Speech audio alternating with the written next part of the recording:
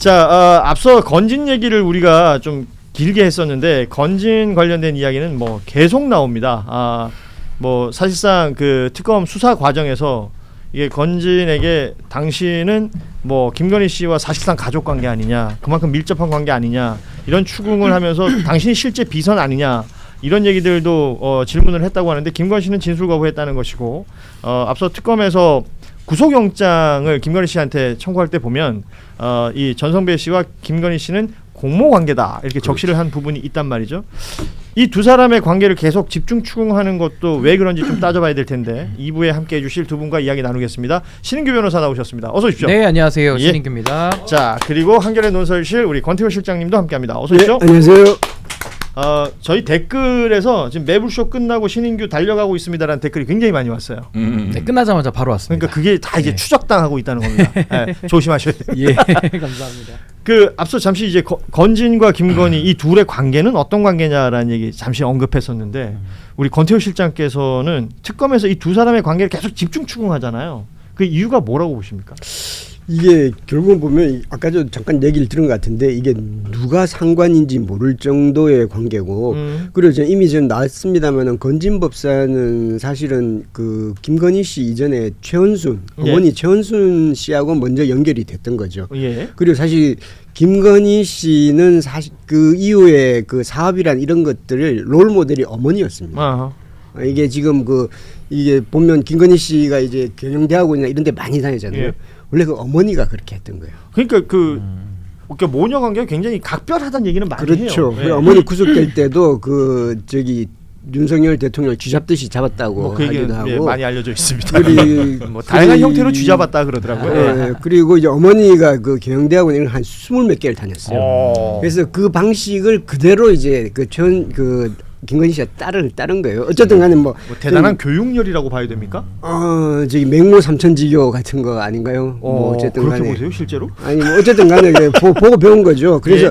어쨌든 그러고 이제 코바나 고문을 2013년도에 했으니까 건진이 이게 건진의 그거는 최은순, 김건희, 윤석열 이렇게 이어지는 거죠. 그래서 사실 윤석열은 나중에 이제 알게 된 거고요. 그러다 보니까 이제 이 관계가 그 이후 그런데 계속해서 건진법사가 대통령실에 사람도 집어넣고 그 이후로도 계속해서 그리고 통일교가 건진이 키맨이라는 걸 알고 그쪽으로 로비를 한 그렇겠죠. 거잖아요. 예. 그러니까 이제 이 관계를 풀어야지만이 그 다음 부분이 다 뚫리는 거죠. 그러니까 특검이 여기 이 부분에 초점을 맞출 수밖에 없는 거죠. 그렇군요. 예. 우리 신인규 변호사한테는 좀 다른 거 물어보도록 하겠습니다. 앞서 일부에서 잠시 언급은 했었는데요.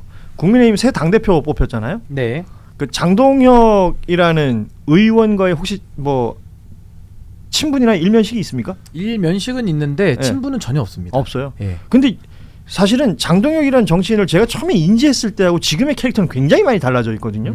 그런 거 혹시 느끼시나요? 저도 느끼죠. 왜냐하면 저도 뭐 위원회 같은 때 한번 이렇게 뭐 제가 대변인을 할 때 그 위원으로 참여를 하셨던 것 같은데 그때 뭐 원외 인사였고 그래요, 예. 뭐 변호사가 그때 뭐 수도 없이 너무 많았으니까 예. 저도 뭐 잘 이렇게 얼굴도 기억이 잘 안 나는 게 이름만 익숙한 정도로 했었는데 굉장히 조용하고 예, 좀 숫기 없는 그런 모습이었는데 지금의 저 장동혁 뭐 이제 신임 당 대표가 예. 됐으니까 장동혁 대표의 모습을 보면 좀 충격적이죠. 사람이 예. 망가져도 이렇게까지 망가질 수 있는가 내지는 본인의 본성을 그러면 감췄던 건가 뭐 여러 생각들이 드는데요.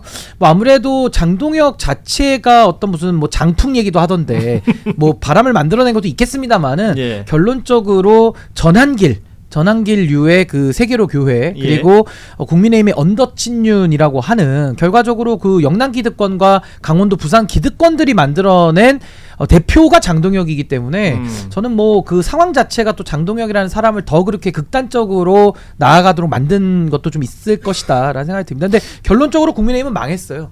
그러니까 그 얘기를 좀 여쭤보고 싶어요. 그 장동혁이라는 대표가 선출된 것과 국민의힘이라는 정당의 운명 어떻게 예측을 하시는지.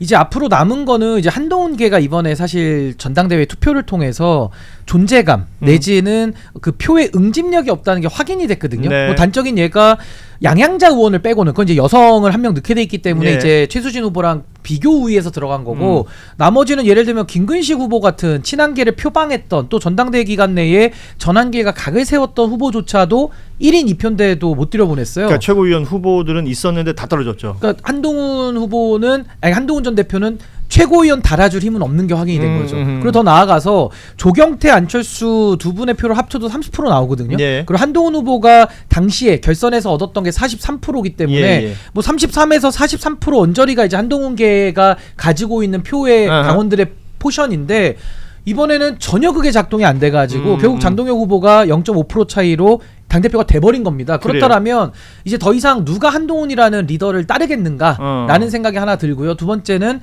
장동혁 대표 쪽에서는 한동훈계에 대한 숙청 작업 이게 좀 예정되어 있는 거 아닌가. 그래서 앞으로 저는 정치도 하기 매우 어려워졌다. 저는 그렇게 봅니다. 그러니까 대놓고 배제 얘기를 했기 때문에 뭐 내부의 그 적이 더 위험하다 뭐 이런 표현도 썼었고요.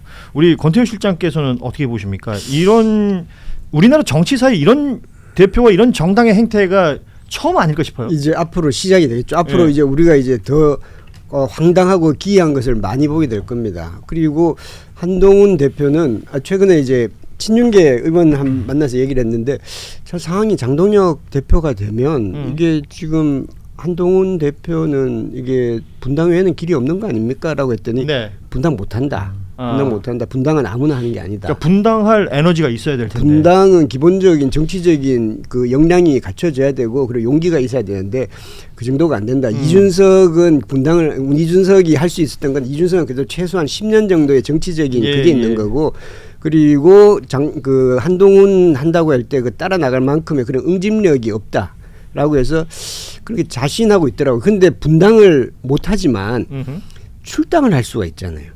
그렇죠. 그 출당을 할 수가 있어서 몇 명을 솎아내고 쫓아버리고 지금 이제 조경태, 안철수, 한동훈 이렇게 해서 뭘 걸어가지고 걸면은 특히 한동훈 같은 경우는 예전에 그 이 녹음 댓글 그 문제도 있고 그리고 지금 현재 국민의힘의 당론은 탄핵 반대입니다. 아직까지 그거를 수정하지 않았기 때문에. 근데 이 사람들은 탄핵을 찬성하니까 당론을 반대하고 있는 거죠. 그 좀 일반론적 얘기가 될 수도 있겠습니다만 그 의석수로만 보면 100석이 넘는 대한민국 1야당이잖아요. 근데 1야당이 의회 안에서 보여주는 건 거의 지금 없단 말이죠. 지금 새로운 당대표와 그러면 제1야당은 의회가 아닌 장외로 나갈 가능성이 높다. 이런 평가들을 많이 하던데. 그걸 한동훈 대표가 노리는 건 그걸 겁니다. 이게 이 국민의힘이 계속 막 흔들흔들거리고 해서 그러면 어떻게든 나의 그 공간이 생기지 않을까. 굉장히 한동훈 전 대표가 요행수죠. 그렇게 해서 근데 그렇게 해서는 길이 잘 안 보일 것 같습니다. 근데 그거는 길이 안 보이는 정도가 아니라 그 전제가 잘못돼서 그래요. 그러니까 이게 유승민 전 의원도 비슷한 착각에 빠졌다가 이제 뭐 거의 정계 은퇴 수순인데 한동훈 전 대표는 지금 정계 은퇴할 나이는 아니잖아요. 뭐 마음만 먹으면 얼마든지 왕성하게 지금 정치를 할 수 있는 상황인데 전제가 뭐가 틀렸냐면 이게 감나무 밑에서 입 벌리고 있는 거랑 똑같아요. 턱관절이 빠집니다. 그러니까 무슨 말이냐면 감이 떨어지기 전에 턱관절이 먼저 나가는 게 지금 한동훈 전 대표는 지방선거쯤에서 당이 망하고 그때 그렇죠. 본인을 안 찾을 수 없다라는 생각을 가지고 아마 지금 뭐 전국 투어 다닌다는 거예요. 그다음 총선도 노리고 대선도 그렇죠. 노린다. 근데 문제는 뭐냐면요. 그러면 저 지금 소위 말하는 친윤 기득권들이 우리 다 죽었다. 우리 이러다가 자리가 잃는다. 라는 위기감이 들어야지 그 얘기가 성립이 되는데 문제는 또 지방선거 하잖아요. 대구 경북과 그쪽 그 지역들 찐윤 지역들은 뭐 무소속 포함해서는 또 그 하는 사람들이 또 하거든요. 그러니까 그 사람들은 지금 그 사람들이 또 당의 주류인데 이 사람들 입장에서는 우리가 실패했다. 선거에서 졌다라는 판단을 안 하는데 한동훈 전 대표는 저 사람들은 목마르면 우물 찾아올 거야. 라는 그 전제가 이미 잘못돼가지고 본인이 능동적으로 정치를 해서 국민의 민심을 얻을 생각을 해야지 누가 망해가지고 그걸 인수하겠다? 망하지가 않는 겁니다. 그쪽 동네가. 그 오류가 있어요. 제가 한동훈에 대해서 좀 드릴 말씀이 있어요. 이 한동훈을 이렇게 약간 이렇게 진보 유튜브 언론도 너무 과대평가해요. 얘는 그냥 사꾸라예요. 그리고 윤석열이 밑에서 똘마니짓 해가지고 검사하는 동안 윤석열이 때문에 그 법무부 장관까지 하고 또 집권 여당의 비대위원장까지 하고 당 대표도 했죠. 예. 네, 당 대표도 하고. 그러니까 이 친구는 윤석열이하고 같이 보내야 되는 사람인데 딱 하나 1, 2, 3 비상계엄 때 지가 지 목숨 살리려고 국회 들어온 거잖아요. 이재명 당대표 옆에 붙어가지고. 예. 예. 그러니까 그거 하나로 이렇게 평가받을 필요가 없어요. 왜냐?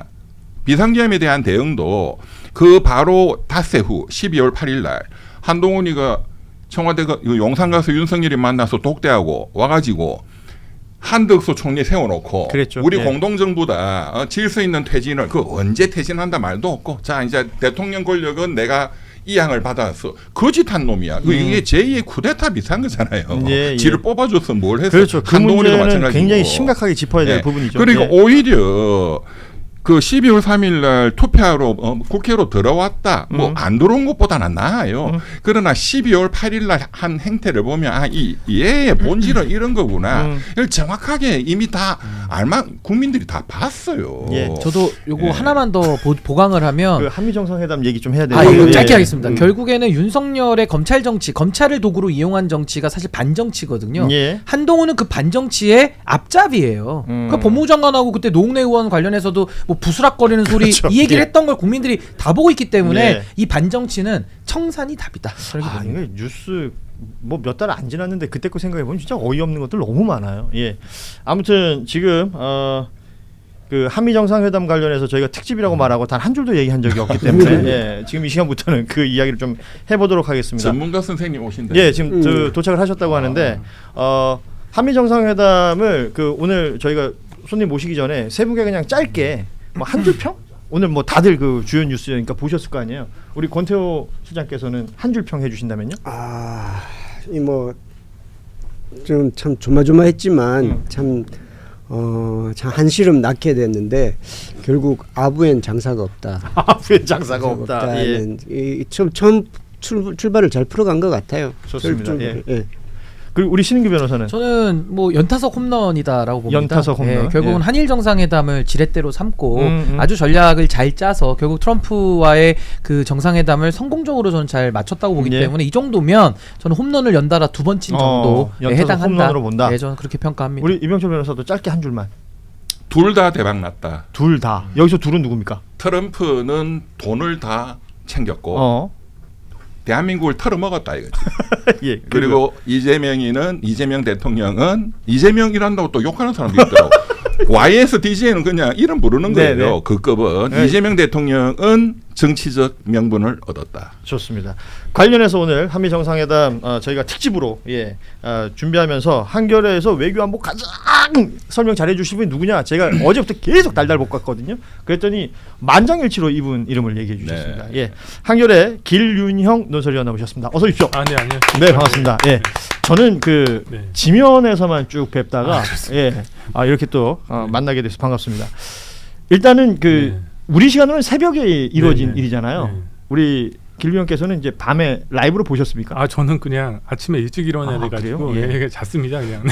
좀 억울해요. 저는 어제 1시부터 왜 안 하지 하면서 보고 있었는데 일단은 총평을 좀 듣고 싶습니다. 어떻게 보셨는지. 뭐 여러분께서 많이 말씀하셨듯이 뭐 이번 회담이 굉장히 우려가 많았잖아요. 예. 자칫하면 옛날에 2월달에 그 젤렌스키 대통령이 했던 것처럼 굉장히 그렇죠. 큰 무슨 사고가 나가지고 망신을 당하지 않나 우려도 됐고.